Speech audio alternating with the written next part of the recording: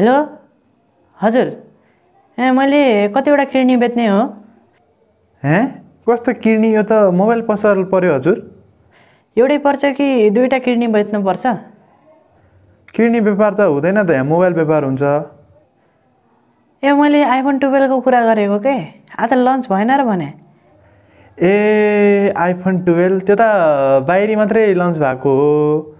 नेपालमा त आएको छैन अलि टाइम लाग्छ नेपालमा आउन अनि मैले कतिवटा किडनी बेच्नु पर्ने हो आधा किडनीले चल्छ किन सस्तो दाममा आछ अहिले सस्तोमा लन्च भएको छ पहिला भन्दा पनि आइफोन 12 मिनी भनेर लन्च भएको छ तर सेम टु सेम आइफोन 11 हजुर पुरानो आइफोन लन्च गरेको एउटा रिभ्यू बनाउनु त ल रिभ्यू भिडियो त हुन्छ यो भिडियो चाहिँ मैले फोनको लागि मात्रै बनाएको हो यसलाई देखेर चाहिँ कोही पनि अफेन्डेड चाहिँ नभइदिनु होला र अब आजको भिडियोमा चाहिँ मैले यसको मेनली चाहिँ प्राइसको कुरा गर्नेवाला छु र अब यसको स्पेसिफिकेसन अनि यसको लन्च डेट पनि मैले अगाडिको भिडियोमा पनि भनेको छु सेम टु सेम त्यही लन्च डेटमा चाहिँ लन्च हुन गइरहेको छ मैले रेकमेन्ड चाहिँ हजुरहरूलाई के गर्छु भने चाहिँ माथिको भिडियो चाहिँ हेरेर बल्ल यो भिडियो हेर्नु होला र आजको भिडियो सुरु गरौँ यो इन्ट्रो पछि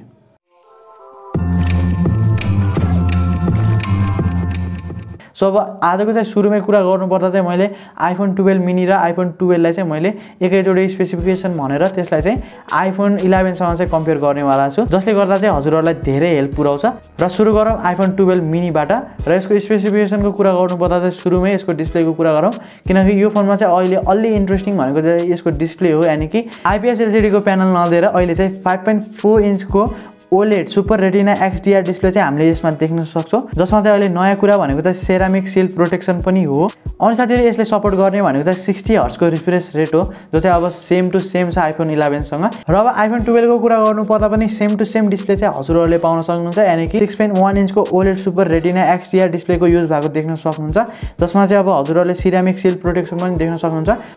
अब चाहिँ कुरा गरौँ आइफोन 12 मिनी को प्रोसेसरको र यसको कुरा गर्नु पर्दा चाहिँ एप्पलको A14 बायोनिक चिपको युज भएको देख्न सक्नुहुन्छ जो चाहिँ बेस्ट भएको भनेको चाहिँ 5 नैनोमिटर आर्किटेक्चरमा हो र अब आइफोन 11 को कुरा गर्नु पर्दा चाहिँ आइफोन 11 मा युज भएको भनेको चाहिँ A13 बायोनिक चिप हो भने आइफोन 12 मा चाहिँ अहिले A14 बायोनिक चिपको युज गरिएको छ र यिनीहरुलाई कम्पेयर गर्नु पर्दा चाहिँ फार बेटर छ A14 बायोनिक चिप र आइफोन 12 मा पनि सेम प्रोसेसर देख्न सक्नुहुन्छ र यसमा पनि युज भएको भनेको चाहिँ 5 नैनोमिटरको आर्किटेक्चर हो अझै कुरा गरौँ आइफोन 12 को क्यामेराको बारेमा र क्यामेराको कुरा गर्नु पर्दा चाहिँ आइफोन 12 मिनी र आइफोन 12 मा चाहिँ हजुरहरूले सेम क्यामेरा सेटअप देख्न सक्नुहुन्छ यानी कि ड्युअल क्यामेराको सेटअप चाहिँ हामीले यो फोनमा देख्न सक्छौं र यसलाई कम्पेयर गर्नु पर्दा चाहिँ आइफोन 11 सँग same to same camera setup चाहिँ आइफोन 12 मा पनि हामीले देख्न सक्छौं र अब यसमा चाहिँ अलिकति चेन्जेस भनेको चाहिँ नाइट पर्फर्मेन्स चाहिँ अलिकति बेटर भएको छ आइफोन 12 मा चाहिँ र अब फ्रन्ट क्यामेराको कुरा गर्नु पर्दा चाहिँ आइफोन 12 मिनी र आइफोन 12 मा चाहिँ हजुरहरूले सेम टु सेम क्यामेरा देख्न सक्नुहुन्छ र यसलाई पनि कम्पेयर गर्नु पर्दा चाहिँ आइफोन 11 को क्यामेराको युज गरिएको छ आइफोन 12 मा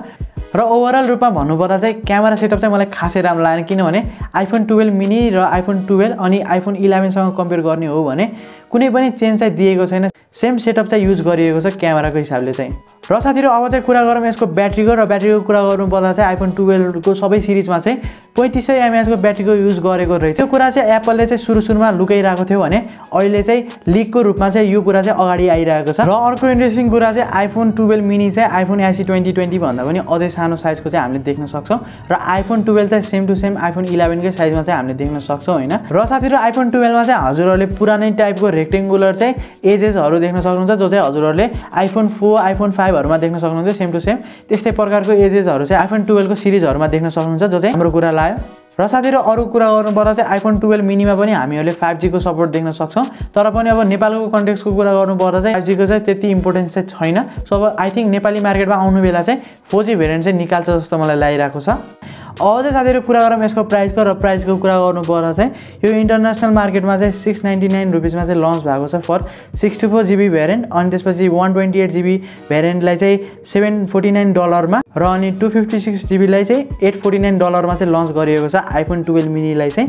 र आइफोन 12 को कुरा गर्नु पर्दा चाहिँ 64GB लाई चाहिँ 799 मा त्यसपछि चाहिँ 849 मा अनि त्यसपछि चाहिँ 949 मा चाहिँ लन्च गरिएको छ र यसको नेपाली प्राइस चाहिँ मैले सबै पिन गरेर राखिदिनेवाला छु कमेन्टमा त्यो चेक गर्न चाहिँ नबिर्सिनु होला र अब मैले लास्टमा भए पनि एउटा इम्पोर्टेन्ट कुरा चाहिँ के भन्दै छु भने हाम्रो इन्स्टाग्राम आईडीमा पनि फलो गर्न चाहिँ नबिर्सिनु होला आजको भिडियो चाहिँ राम्रो लाग्यो भने यो भिडियोलाई एउटा लाइक अनि शेयर र सब्स्क्राइब गर्न चाहिँ नबिर्सिनु होला र यति भन्दै आजको भिडियोबाट चाहिँ बिदा माग्न चाहन्छु जय नेपाल।